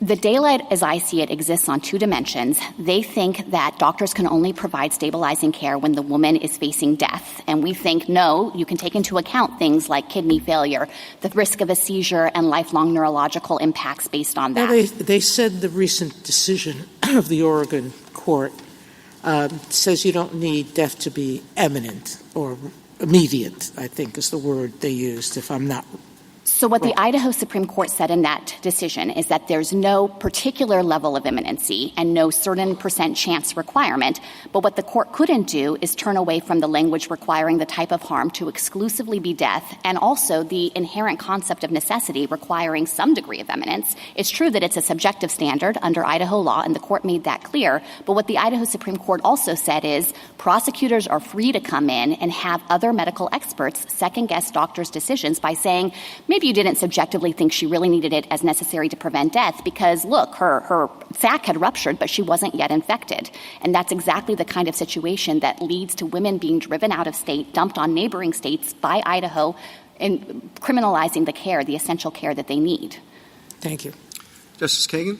Yeah, if you could just talk a little bit about that, because as I understood it, for example, I read recently that the hospital that has the greatest emergency room services in Idaho has just in the few months that this has been in place had to airlift 6 pregnant women to neighboring states, whereas in the prior year they did 1 the entire year.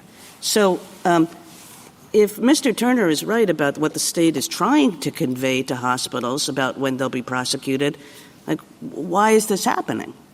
I think that the reason this is happening is because those doctors can look at the text of the statute itself. They can look at the Idaho Supreme Court's decision, which made clear, very clear, that this was a departure from prior Idaho laws that tracked EMTALA. And they can recognize that their livelihood is on the line, their medical license, their ability to practice medicine, their freedom if they have to go to jail and serve one of these minimum 2-year sentences of imprisonment, and they simply cannot provide the care even consistent with their subjective medical judgment, because as a matter of medical reality, for many of these conditions, it's not yet putting a woman at the brink of death or necessary to prevent her death, yet they know that the standard of care is to provide her with termination because she is just going to get worse and worse and worse if they wait it out. And the other important point about this, and I think it goes back to this dual stabilization idea, is that tragically, in many of these cases, the pregnancy is lost. There's not going to be any way to save that fetus because a woman who has PPROM at 17 weeks, there is no medical way to sustain the pregnancy to give the fetus a chance. So in that situation, what Idaho is doing is waiting for women to wait and deteriorate and suffer the lifelong health consequences with no possible upside for the fetus. It just stacks tragedy upon tragedy. And it can't be the appropriate, it's become transfer is the appropriate standard of care in Idaho, but it can't be the right standard of care to force somebody onto a helicopter. And it's entirely inconsistent with what Congress was trying to do in the statute. One of the primary motivators here was to prevent patient dumping. The idea was we don't want people to have to go somewhere else to get their care. You go to the first emergency room in your state, and they have to treat you and stabilize you. But this effectively allows states to take any particular treatment they don't want their hospitals to provide and dump those patients out of state. And you can imagine what would happen if every state started to take this approach. A question on the spending clause, questions that you've been asked. I mean, what would, if you accepted some of these theories, what would the consequences of something like that be that we would have to worry about? I think that it would call into question any number of federal spending statutes that provide funds to private parties, and there are a bunch of them. There's the Medicare system itself, which is, of course, a major federal spending program. There are funds provided under Title VI, under Title IX, a lot of federal statutes out there that give funds to private parties and insist on conditions of compliance with the federal funding restrictions. And if the court were to suddenly say that can't preempt contrary state law, then I think that it would seriously interfere with the ability of the federal government to get its benefit of the bargain in those spending programs. And you mentioned before that this question has never been a part of this case? That's right. They did not make these arguments in the lower court. They briefly referred to the spending clause, but I don't understand them to have pressed this argument specifically. And so I think that the lower courts did not address it. I think the district court said in a footnote, they briefly referred to it in a footnote of their brief, and it's essentially waived. Thank you. Justice Kavanaugh? You've touched on what's happening on the ground, and that's an important consideration and answer to the question of what's happening. But Idaho is representing, and I just want to get your answer on this, that, as I counted, 9 conditions that have been identified by the government where EMTALA would require that an abortion be available. An abortion is available under Idaho law, and that's in the reply brief. Now, are there other conditions? You've ruled out mental health. Are there other conditions you would identify, or are you just saying that that's not really happening on the ground? I think that's part of your answer, but I just want to get a fuller answer on that. It certainly isn't happening on the ground. These are the conditions that we're worried about. And I think the problem with my friend's theory that Idaho law would permit it is that you just can't square it with the text of the statute. The what state if of Idaho is... keep going. Well, I just wanted to say they're not the ultimate authority on what the Idaho law means. That's the Idaho Supreme Court, of course, and it has addressed this issue in the Planned Parenthood case. And I think it's really significant that in Planned Parenthood, the Idaho Supreme Court expressly contrasted this statute with other statutes that contain health-preserving measures and recognized this was a total departure from that. The legislature wanted to focus exclusively and more narrowly on a necessary to prevent death exception. So I think that essentially means that the Supreme Court of Idaho has already touched on this issue, and it's no wonder then that doctors who are facing these kinds of pregnancy complications where in their medical judgment it's not necessary to prevent death yet, but the woman is going to suffer serious health consequences, their hands are tied and they can't provide that care under the Idaho law. If what's on page 8 and 9 of the reply brief were Idaho law, would there be a problem still? So if we had an authoritative Idaho Supreme Court decision that said Idaho law allows for termination in the circumstances where EMTALA would require it, yes, of course, then the conflict goes away. But I can't imagine the court would say that because, of course, here... That's not quite what 8 and 9 say, but I take your point on that. Separate question, different category. I think one of the themes on the other side is that this law passed in 1986 was a very important law addressing a very important problem, namely the problem where hospitals were turning away poor and uninsured patients who came in for emergency care. And the idea was that can't happen. We can't allow hospitals in this country to turn away poor and uninsured people in emergencies. But their theme is that the law was not designed contextually to deal with abortion or other specific kinds of care. And so they make a textual argument, but I think they also make a broader contextual argument about the whole idea of what was going on in 1986. I want to make sure I don't think that's really come up too much. We'll make sure you respond to that. I appreciate having the chance to address that. So at the outset, I don't think they can square that theory with the text of the statute, which says in no uncertain terms, here is the fundamental guarantee. If you have an emergency medical condition and you go to an ER in this country, they have to stabilize you. They have to give you such treatment as may be necessary within reasonable medical probability to ensure that you don't deteriorate.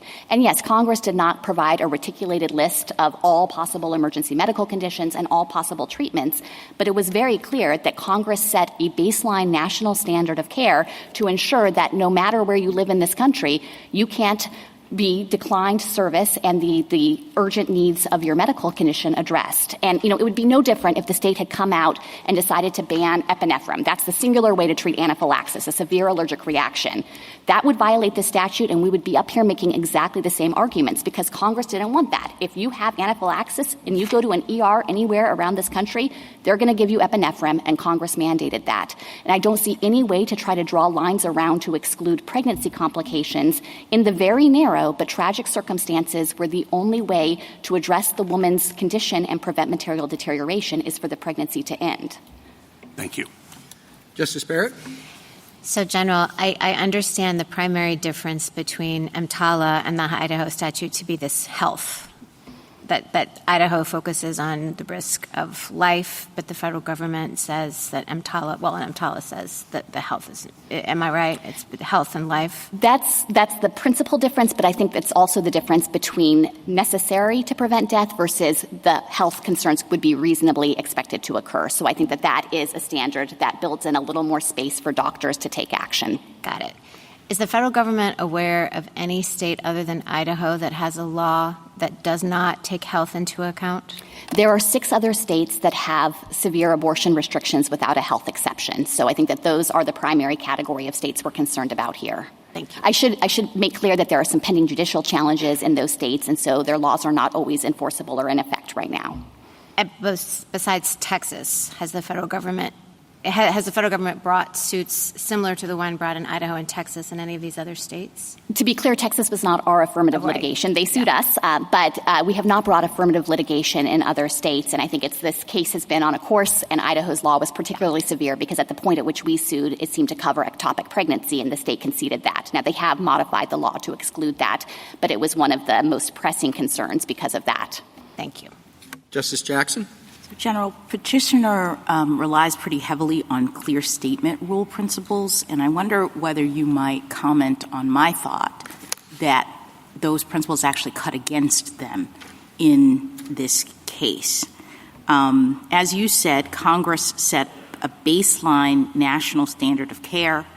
It has said in no uncertain terms that the hospital must provide stabilizing care to people experiencing emergency medical conditions. There was no, as you've said, particular conditions or particular treatments talked about, carved out, et cetera. So if a clear statement is required, wouldn't it be the requirement of exempting abortion? I mean, Justice Alito has talked about some of the references to unborn child, but none of them read like an exemption that I would think our clear statement rule would require in a circumstance in which the baseline is this clear national standard of care. Yes, I agree. I think that Congress clearly was requiring stabilization and made that an unqualified mandate. It wasn't exempting particular conditions or particular type of treatments. And, this court has said that there's no canon of donut holes. That was in Bostock, that when you have a provision like that, the fact that you don't have a specific enumeration of one of its applications doesn't mean that you should read in some kind of implicit exception.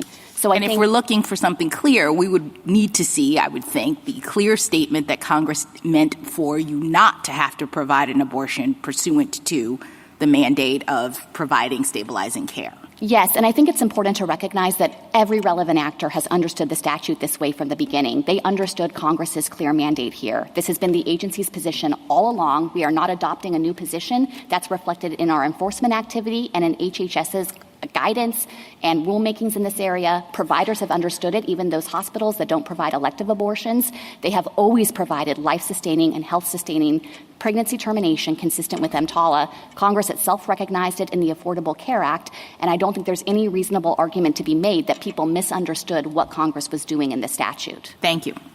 Thank you, counsel. Rebuttal, Mr. Turner? Thank you, Your Honors. EMTALA takes state law practice of medicine standards as it finds them. As Justice Gorsuch noted, that's what Section 1395 says. And in fact, in the vaccine mandate case that was referenced, that's what the Solicitor General's office told this court when it said that 1395 does not allow federal officials to dictate particular treatments for particular cases. That's exactly what they are trying to do here with EMTALA. It's also confirmed by subdivision F. That codifies a presumption against preemption. And so to Justice Jackson's colloquy at the end, that is the point. You do presume that state law continues to operate alongside EMTALA. You don't presume the opposite. It's supported by the CMS Operations Manual, which is HHS's Rosetta Stone of EMTALA enforcement. It tells doctors, it tells CMS enforcement agents on the ground that you consider what is available by referencing what is within the scope of that doctor's license. That is exactly what we are saying. It is also specifically directed in 42 CFR 489.11, which requires hospitals to assure that their medical staff comply with state law. That's a federal regulation that directs hospitals to require their hospital staff to comply with state law. It's also confirmed by the 115,000 enforcement instances that totally lack any theory that would support, any case history that would support the administration's reading. She says that this has always been understood to be the case. Well, you'd think that we would find in those 115,000 instances a single example where state law was overridden by EMTALA, and there isn't one. And finally, the text. The text qualifies EMTALA's stabilization requirement by the staff that is available. We know nurses can't perform open-heart surgery, and we know janitors can't draw blood. It's not just a plain mandate devoid of reference to state law. And we know the word available, even in a common usage, incorporates state law. For example, you heard just the other day that when considering whether a bed is available for homeless people, it has both a physical sense and a legal sense. And whether cigarettes or alcohol are available to people in Idaho, there is both a physical question and a legal question. Opioids are available in hospitals. They are on the shelf. They are physically there. But there is a legal question that comes into play too. It is the same with abortions. In response to the Chief Justice's question on conscience, General Prelogar said that both hospitals and doctors are exempt from EMTALA's supposed abortion mandate. We're relieved to hear that. But I think that it highlights the utter inconsistency of the administration's reading. So if EMTALA's stabilization requirement is general enough not to override extra-textual protections like conscience protections, then it cannot be so specific and include a requirement that is in direct conflict with state law. Those two don't jibe. This court does not lightly find a direct conflict. Congress must speak clearly. It has not done so here. The administration's position ultimately is untethered from any limiting principle. I think we heard that. There's just no way to limit this to abortion. And there's no way to limit it to Idaho. There are 22 states with abortion laws on the books. This isn't going to end with Idaho. It's not going to end with the 6 states that General Prelogar mentioned, because all of the states that have abortion regulations define the health and the emergency exception narrower than EMTALA does. And so this question is going to come up in state after state after state. It's also not limited to physical health. I know General Prelogar says that there's no circumstance in which a mental health condition would require stabilization with an abortion. But now she's just fighting with the American Psychiatric Association, the very standards that she's setting up to say controls the EMTALA inquiry. That's not consistent. And it isn't limited to EMTALA. Justice Thomas, Alito, Justice Gorsuch, you all pointed out the major spending clause implications that are at play here. And I disagree that we didn't brief this. It's on pages 20 to 21 of our opening brief. We recognize that this is hugely concerning if the federal government can pay private actors to violate state laws, and not just any state law, state criminal laws. The implications of that are vast. It leaves the federal government unbound by enumerated powers. And I think General Prelogger admitted that. The court doesn't have to answer that question on our reading. It does on theirs. Thank you, counsel. The case is submitted.